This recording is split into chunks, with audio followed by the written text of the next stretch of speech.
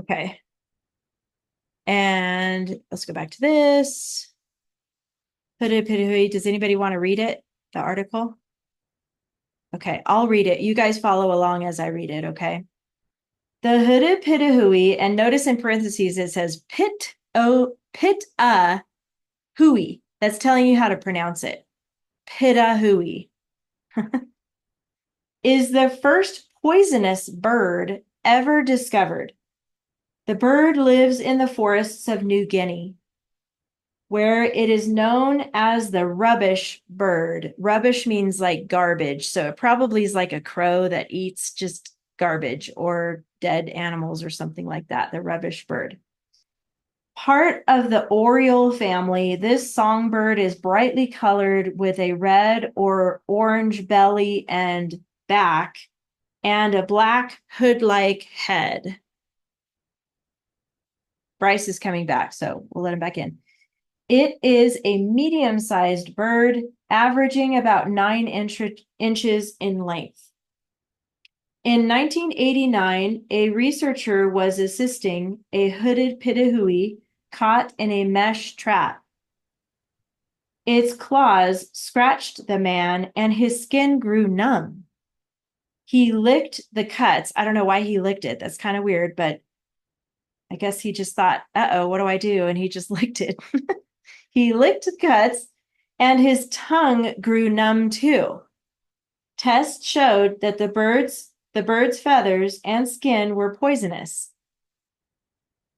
While the hooded pitahui primarily eats fruit, it also consumes various insects and it probably gets its toxicity from eating coracine beetles. The poison is batrachatoxin, however you say that, batrachatoxin, toxin, similar to that of the poison dart frog, and it may serve to deter predators as well as protect the birds from parasites. Local natives know not to hunt or eat the pitahui. They don't even want to go near it. They're like, you know what? I'm not going to go near that bird. Did you know that there was a poisonous bird? I did not know that. It's interesting. Yeah, I know of poisonous snakes. I know of poisonous frogs, spiders. I didn't think about birds, but it says that the feathers and the skin are poisonous. And it also said that it's probably from eating those beetles. They eat the beetles and then maybe it gets in their system somehow and then they become poisonous. Interesting stuff here. So that word toxicity, I see toxic in there. So that's how it gets toxic, that's where the poison comes in. All right, so I recorded this, Bryson, at the end here, just in case, or Bryson, I'm sorry. I don't know why I said that. I was combining your name with Grayson. Bryce. I know you got kicked off for a second there, but we're looking at the hooded pitahui, and we added that to this backside of our notes here.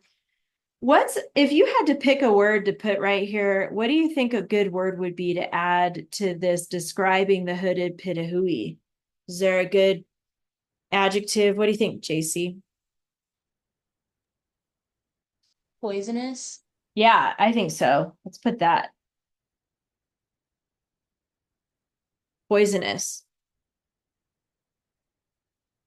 Now, from here, you're going to pick 7 facts. This is where you find your facts. This is your information about this bird, the hooded pitahui. And like I said, there's more than 7 here. So this is where you get to choose what you think is interesting about this bird. And it's okay to mix it up. It doesn't have to go in the same order that the article went in. So I'm going to have you guys take turns, look at the article, and pick out something that you thought was interesting about this bird. So I'll start with Lucy. What was something you heard about this bird that you thought was interesting?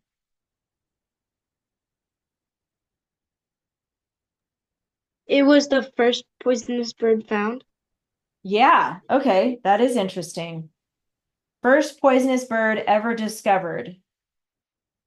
So we could put, If you like that fact, you can write it down. If you have a different one you want to use, it's okay. It can be different than mine, okay? I'm just going to go by what you're suggesting, but you make it your own. So if you have another fact that you think is better than that, you can put that. But I'll put first poisonous. I know we just used, I'm going to put P for poisonous because I just said poisonous bird and then found or discovered. Yeah, I'm going to put discovered.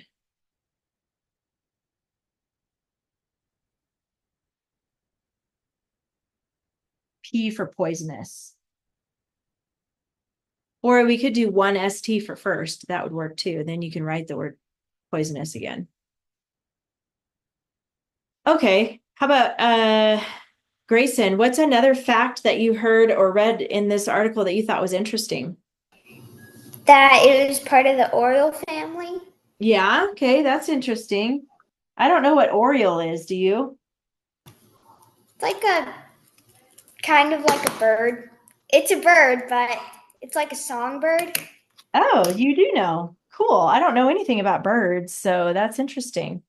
Are they the Oriole family is more like they're songbirds, is that right? Yeah. Okay. Like, do you know an example of another Oriole bird? Like Like a parakeet or something, maybe? I don't know. I don't really know the names. Yeah, me either. That's okay though. That's an interesting fact. If you like that, Oriole family, I'm gonna put Oriole family and then songbird. That's one word. And you guys are going in order, but you don't have to. So you can jump around this article and fill this in with whatever facts you think are interesting. So it can be different. Okay. So, Bryce, after you get done writing that, what is another fact in here that you thought was interesting?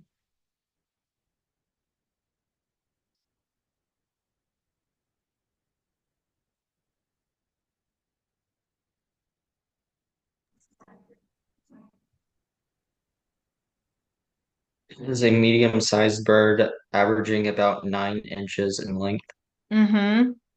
Medium-sized bird. Okay. 9 inches. Medium-sized 9 inch. I'm going to put IN and then length. That's how we could do that one. I'm surprised nobody's talked about like what it did to the guy that got scratched. That's kind of the part that stood out to me. It was like his hand went numb or his arm, his skin grew numb. That was weird. So what do you think, JC? What's it? You want to use that fact, or was there another one that you thought was interesting in there? I thought that it was brightly colored. That I thought that was pretty interesting. Oh yeah, okay. More like a tropical style bird. Red, orange belly, and back. How are we going to put that in there? What do you think, JC? That's a lot of words to try to. Can we abbreviate some of those maybe? We could put brightly colored, and then we could do R for red and O for orange. Okay. And then belly. Yeah. How do we fit in black hood like head? Maybe we could do that on the next line.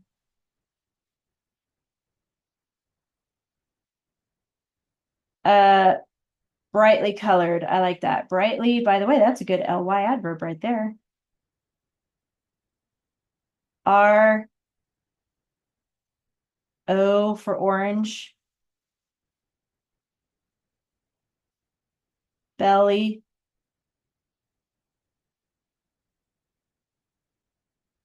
And then if you wanted to tell about the black hood like head, you can put that on number 5 if you want. Can add that here for number 5. What else? What's another interesting fact? What do you think, Grayson? What's another one? What it did to the guy. Yeah, I think so. How can we put that in the outline? How can we make that into 3 words? We can use symbols and stuff if we need to. We can draw like a stick figure. Okay. For a man. And then put assisting. Okay.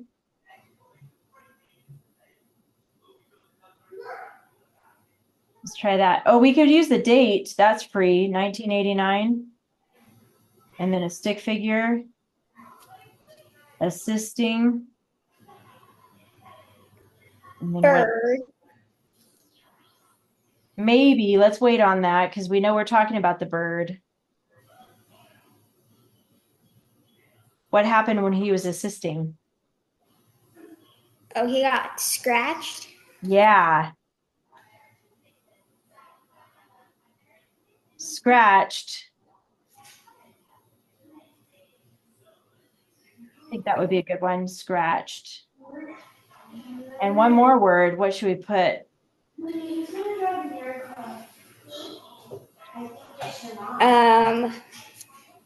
Numb.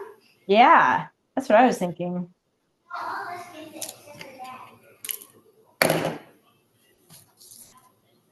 And then what else can we say about that, Lucy? Or what else did you find interesting?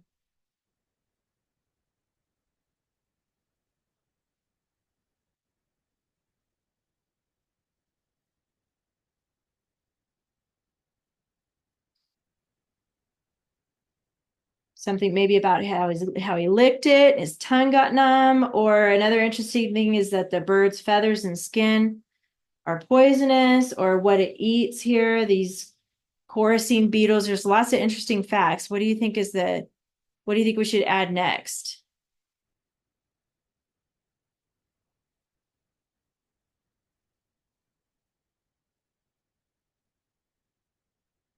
Are you thinking, Lucy?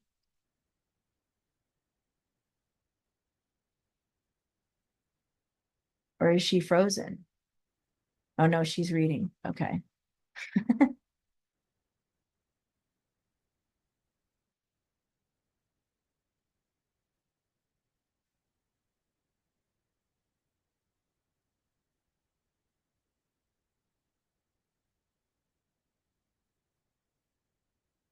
Can you think of anything?